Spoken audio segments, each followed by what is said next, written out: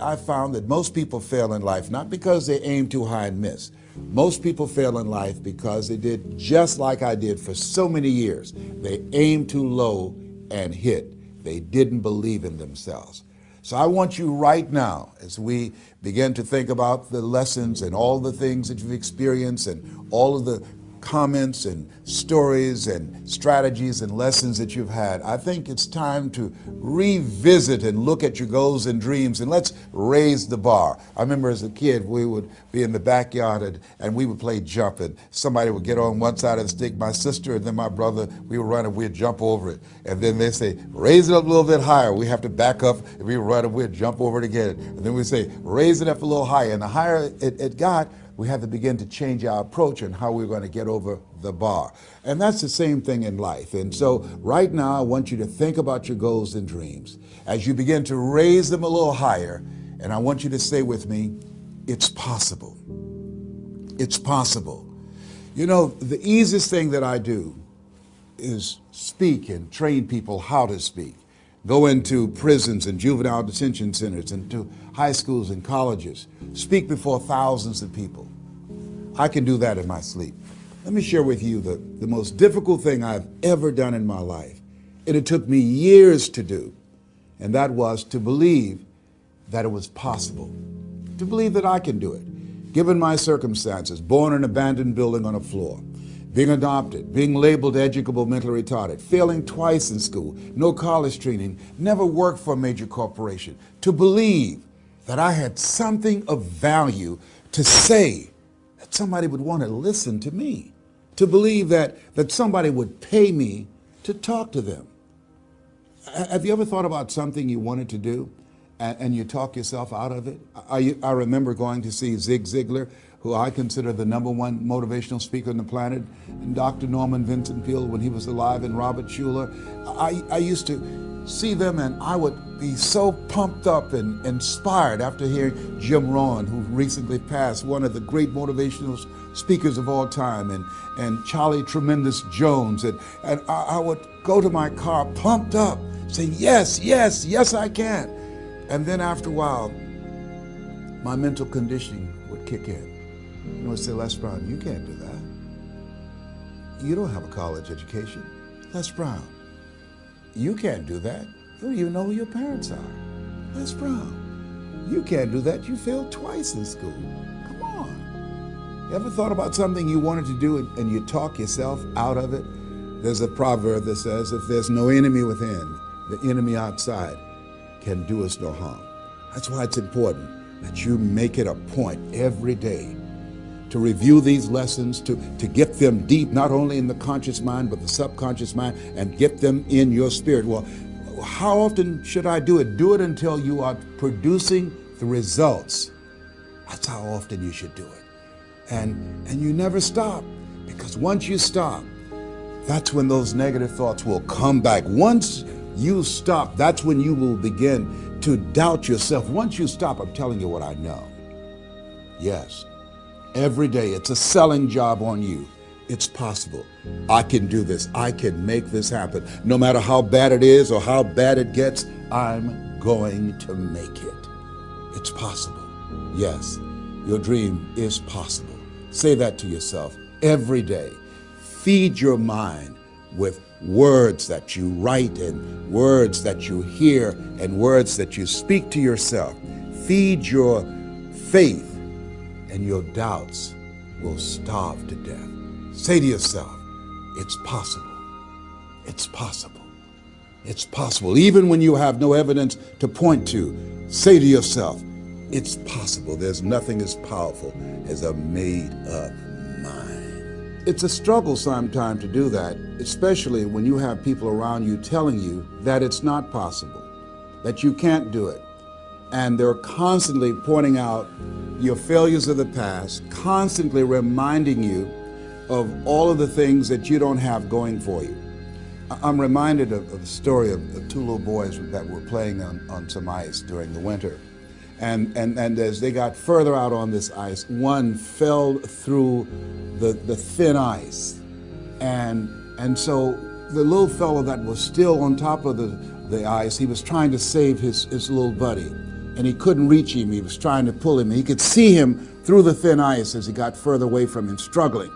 And he couldn't reach him, and he's trying to break the ice, and he couldn't do it. And he looked around, and he saw a tree in the distance, and he ran, and he got up on the tree, and he pulled and broke down an enormous sized branch, and came back and savagely began to beat that ice, and broke it, and miraculously, he saved his friend.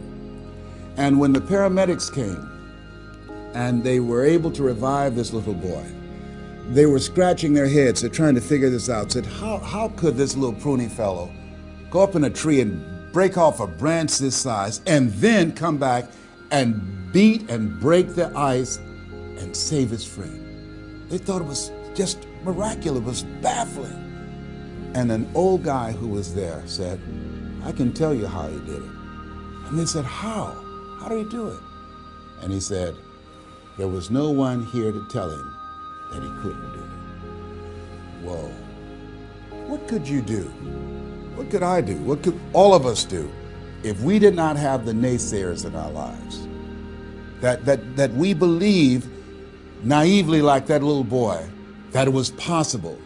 What would you do if failure was not on the table? Do you realize that 87% of people allow the fear of failure to outweigh their desire to succeed, because they've been convinced by the evidence, by being practical, by being logical, by being realistic. I did that. Leslie, yes? You're going to speak for corporations? Yes. Leslie, do they have a college education? Yes. Do you? Wesley, you know that I don't have a college education. Leslie, are these people experienced? Yes. Are there people with PhDs and MBAs that they could choose rather than choose you? Yes. So you don't have a college education. You have no experience. You're talking about becoming a speaker, and they're going to reach over people with PhDs and MBAs and years of experience and choose you. Are you being realistic? Come on, Leslie. Come on, Leslie. You can't do this. My brother, he's a wonderful person. And he constantly reminded me that I couldn't do what I'm doing now. But that really wasn't the bad part. The real bad part was I convinced myself that I couldn't do it. Not only because of those things that he pointed out, being practical and realistic, but also that within myself, I didn't believe what Mike Williams, my mentor, said was possible for me. Have you ever had somebody who believed and saw something for you that you didn't see for yourself? And here's how I escaped that. I discovered that sometimes you have to believe in somebody's belief in you until your belief kicks in. So here's what I am believing for you. The goals that you right now have, the things that you have envisioned for yourself, this is a reflection. What you've done thus far and what you are engaged in doing is what's possible for you right now. But there's even more. You don't even know what's in the future. Eye has not seen, ear has not heard.